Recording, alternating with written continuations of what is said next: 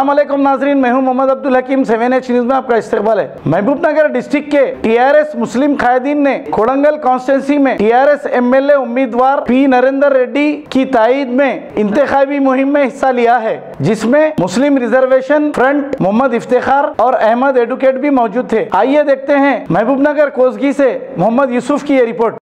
204 residential school इसलिए मकसद के लिए मुख्तस किए ताकि जो गरीब मुस्लिम तलबा हैं, जो गरीब माँ बाप हैं, जो अपने बच्चों को पैसे दे के आला तालीम हासिल इंग्लिश मीडियम में नहीं पढ़ा सकते, उन गरीब बच्चों का भी ख्वाब पूरा हो, वो भी इंग्लिश मीडियम के कॉर्पोरेट लेवल की तालीम हासिल करें और आगे चल के वो लोग भी जो इस कॉम्पिटिटिव दौर के अंदर IAS IPS ऑफिसर बने।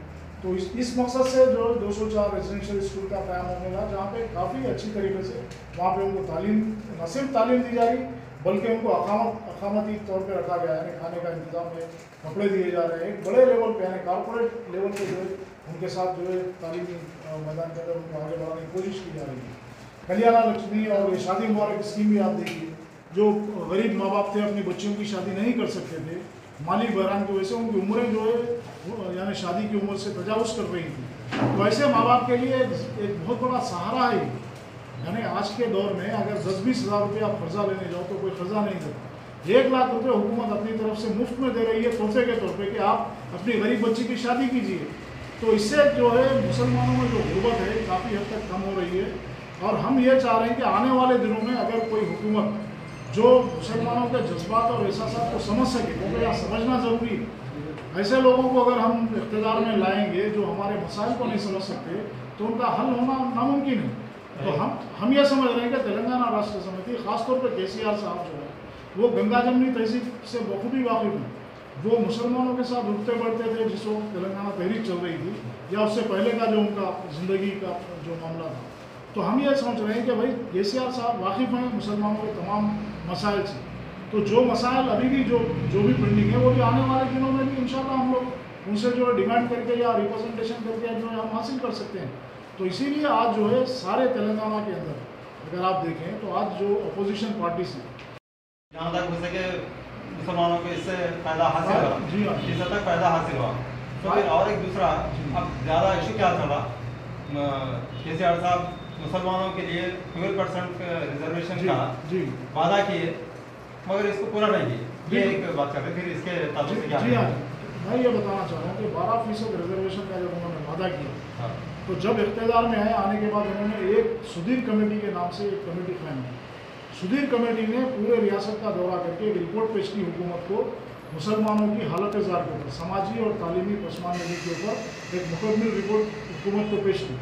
उसके बाद हमने हुकूमत से मुतालबा किया कि बैकवर्ड क्लासेस को, क्योंकि आर्टिकल 16(4) और 14(4) जो कॉन्स्टिट्यूशन ऑफ इंडिया के अंदर है उसके अंदर वाज़ेह तौर पर यह है कि अगर आप किसी भी तबके को रिजर्वेशन देना चाह रहे हैं या रिजर्वेशन को बढ़ाना चाह रहे हैं तो हुकूमत के लिए ज़रूरी है कि वो बैकवर्ड क्लासेस कमीशन कायम करे, उसके ज़रिए रिपोर्ट तलब करके जो असम्बली में बिल पास करे।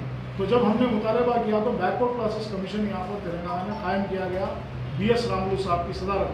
और BC कमीशन ने भी सारी रियासत का दौरा करके एक जामे रिपोर्ट हुकूमत तेलंगाना को पेश की और उसके अंदर ये कहा गया है कि जो है मुसलमानों को अगर आप रिजर्वेशन बढ़ाएंगे तो जो है इनके जो मसाइल है, तालीमी तौर पर जो पसमानदगी है और जो माशी तौर पर जो पसमानदगी, समाजी तौर पर जो पिछड़े हुए हैं उसको दूर करने में आसानी होगी। तब जाके जो है हुकूमत ने असम्बली के अंदर बिल पास किया, काउंसिल के अंदर भी बिल पास किया, जिस तरह तमिलनाडु में किया गया। तमिलनाडु में भी एक्ट 45 ऑफ 94 जो है वो इसी तर्ज पर किया गया था। वहाँ पर भी backward classes, second backward classes commission 94 में कायम किया गया था। वहाँ पर भी एक रिपोर्ट बनी और बिल पास करके वो लोग पार्लियामेंट को भी जाए। तो तेलंगाना हुकूमत जिस हद तक 12% रिजर्वेशन के लिए कर सकती थी, what ever the sources available with the government of Telangana, they have done it. यानी उन्होंने पूरा काम कर दिया। अभी कोई काम या गुंजाइश 12% रिजर्वेशन के अमल करने में हुकूमत तेलंगाना में कोई कसर बाकी नहीं रखी। और पे क्या दबाव नहीं लगा। हाँ, इस बात का भी मैं आपको जवाब देना चाहूँगा। मैं ये कहना चाह रहा हूँ कि जिस वक्त KCR साहब ने वादा किया था उनको ये खबी उम्मीद थी कि जो मरकज़ी हुकूमत है वो इस सिलसिले में उनका साथ देगी। मैं आपको ये बताना चाह रहा हूँ कि तेलंगाना में सिर्फ मुसलमान ही। खबर है शहर की, खबर है गाँव की, खबर है सारी दुनिया की। 7H न्यूज पसंद आए तो लाइक कीजिए, शेयर कीजिए और सब्सक्राइब करना ना भूलें। 7H न्यूज, आपकी आवाज।